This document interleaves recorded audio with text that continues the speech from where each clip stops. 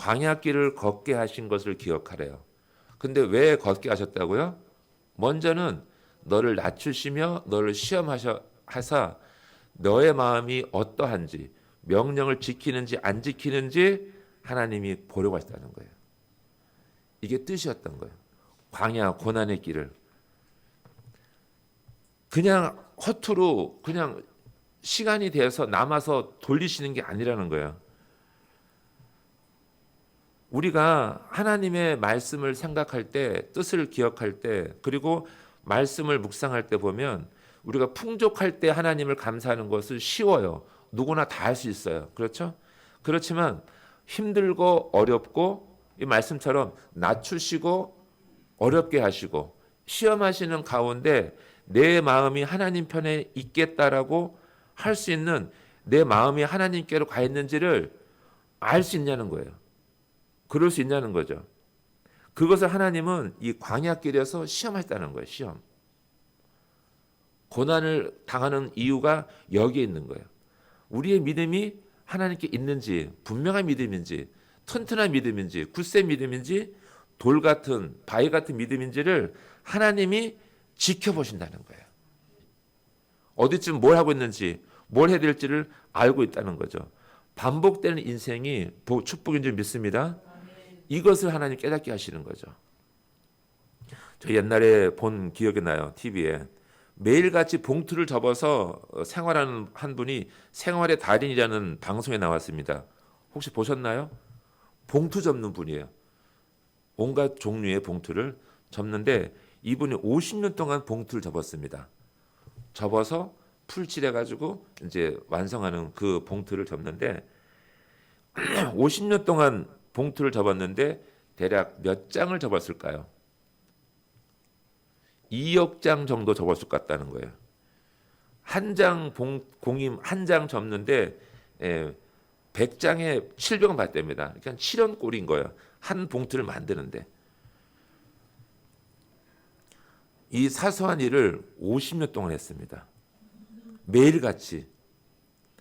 그래서 지금은 충무로에서 봉투 접기의 단이라고 합니다. 봉투를 접어야 되는 이 주문하시는 분이 찾아가는 첫 번째 찾는 사람이 그분이라는 거야. 들고 온다는 거야. 봉투 접어달라고. 처음에는 잘 못하고 실수도 해서 너무 힘들었대요. 그런데 조금 지나니까 좀 쉬워지잖아요. 단순하니까. 근데 이것이 지겨워졌답니다. 지루하고. 당연하죠. 해가 바뀌고 날이 바뀌고 해도 똑같은 봉투를 같은 방법으로 접는데 이것이 지루한 일이었죠. 그래도 이분은 생활해야 되기 때문에 끊임없이 봉투를 접고 또 접었답니다. 그러다가 오랜 세월이 흐른 후 어느 날 자신이 봉투 접기에 달인이 되었다는 거예요. 어느 날 자신도 모르게. 여러분들은 어느 분야에서 달인이십니까? 어느 분야에서? 생각해 보세요. 말씀 읽기의 달인이십니까? 아니면 성경 필사? 아니면 기도? 네, 기도하면 또 떠오르신 분 있죠. 네, 찬양? 예, 그렇죠. 찬양에도 봉사, 구제, 아이들 돌보는 것, 나가서 생활비 버시는 것, 그죠? 여러 가지에 있어서 수고하고 시간이 바뀌어도 새가 바뀌어도 그 은혜가 있는 거죠. 그것이 바로 하나님께서 우리에게 주시는 은혜가 있다는 거죠. 일부분이요. 고난 가운데 반복하게 하신다. 돌게 하신다. 최고의 달인 되시길 축복합니다.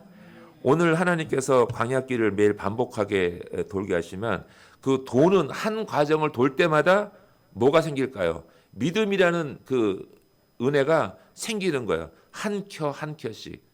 나무가 자랄 때마다 나이테가 돌듯이 하나씩 쌓여간다고 말씀하는 거예요. 그것이 하나님의 은혜 주시는 방법이다라고 말씀하는 거죠. 결국 고난이 은혜가 되어 쌓여간다고 말씀합니다. 또 하나님께서 우리에게 만나를 먹여주셨다 그래요. 만나를. 40년 동안 하늘에서 내리는 만나로 모든 백성들을 먹이셨다고 합니다. 광야의 길은 은혜의 길이라는 거죠. 만나를 먹었기 때문에. 3절 앞부분에 그죠? 너를 낮추시며 너를 줄이게 하시며 또 너도 알지 못하며 너의 조상들도 알지 못하던 만나를 너에게 먹인 것은 우리 3절 한번 같이 한번 읽어볼까요? 네, 시작. 너를 낮추시며 너를 줄이게 하시며 또 너도 알지 못하며 내 조상들도 알지 못하던 만나를 너에게 먹이신 것은 사람이 떡으로만 사는 것이 아니요 여호와의 입에서 나오는 모든 말씀으로 사는 줄을 내가 알게 하려 하심이니라. 아멘. 광야에서 하나님께서 주셨는데 단지 주신 것은 하늘에서 내려오는 만나만 줬다는 거예요. 만나만. 이게 만나만 먹었기 때문에 감사한다는 거예요. 하루도 빠짐없이 40년을 그리고 특별히 금요일 그죠? 안식일 전날에는 몇 배를 주셨어요? 몇 배 주셨죠? 2배를 주셨죠. 그날 먹을 것과 그 다음 안식일 날 먹을 것까지 딱 2배를 주셨어요. 거두게 하셨어요. 우리나라 사람들 정말 입맛이 엄청 까다롭습니다. 보편적으로 보면은 평균 그 시중에서 판매되는 과자 아이스크림 종류는요 계절마다 바뀌어야 된대요. 한 계절을 2계절 3계절 가면은 안 팔린답니다. 판매 떨어진대요. 그래서 항상 바꿔야 된다는 거야. 바꿔야 된다는. 6개월마다 아니면 계절마다 라면 종류를 봐서도 알 수 있어요. 옛날에는 삼양라면 또 몇 가지 없었죠. 한 2-3가지. 지금 몇 종류가 판매되는지 아십니까? 오늘 이걸 마치시는 분은 오늘 점심 맛있게 드실 수 있습니다. 특별한 음식을. 지금 한국에서 판매되는 라면 종류가 몇 종류일까요? 이거 맞추셔야 되는데. 글쎄 말이요. 라면 무려 577종류랍니다. 이게 2023년 3월 통계 자료예요. 한국에 판매되는 라면 종류가 라면이라고 등록된 음식, 그죠? 판매되는 종류가 577종류. 엄청나죠? 저도 깜짝 놀랐습니다. 그리고 한 예를 들어서 또 회사 중에 오뚜기 라면에서 몇 가지가 나올까요? 오뚜기 라면, 오뚜기 회사에서 몇 종류를 판매할까요? 틀렸습니다. 106종류랍니다. 우리나라가 라면 천국입니다. 대단하죠? 이렇게 다양하게 먹어야 되는데 하나님께서는 단지 뭘 주셨다고요? 만나만 주셨어요. 만나만. 도대체 그 안에 어떤 오묘한 맛이 있었는지 모르겠지만 백성들도 먹다가 드디어는 폭발합니다.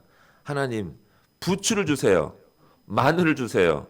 과일, 피자를 주세요. 햄버거, 갈비, 아이스크림을 달라고 그러지 않았습니까?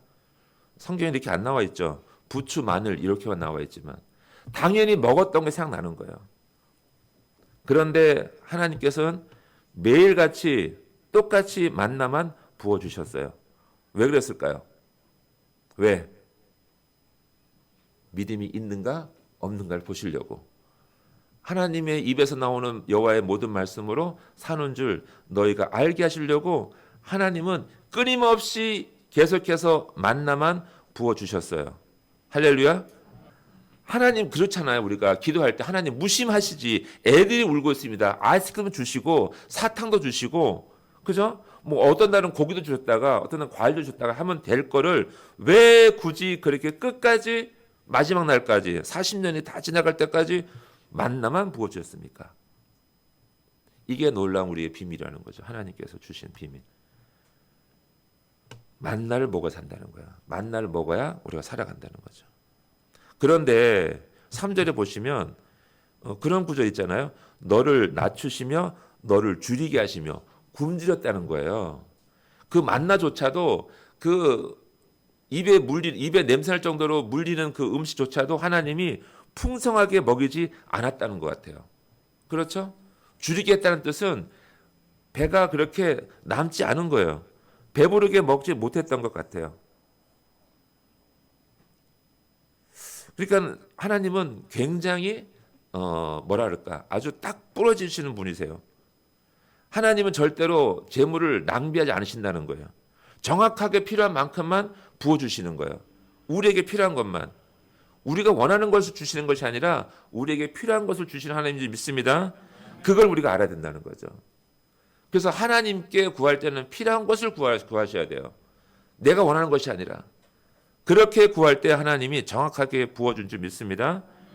몰래 숨겨둔 만나를 하나님이 벌레 먹게 하잖아요. 그죠? 우리도 다 경험 삼아 알고 있습니다. 하나님께서 만나를 먹게 하신 것은, 하나님이 우리로 하여금 만나를 먹게 하신 것은 사람이 떡으로만 사는 것이 아니라 하나님의 말씀으로 살아가는 것임을 알게 하려 함이라. 아멘. 날마다 우리가 말씀으로 살아간다는 거예요. 이것만큼 더 중요한 메시지가 없는 거예요. 지난 40년 동안의 광야의 길은 고난의 길이었습니다. 우리를 낮추시며 배고프게 하시며 어렵게 하신 이유는 하나님의 거룩한 백성으로 살아가도록 훈련시키신 거예요. 그죠? 훈련이고 연습이었어요. 그 40년 광야길은. 근데 왜 훈련이 왜 이렇게 중요합니까?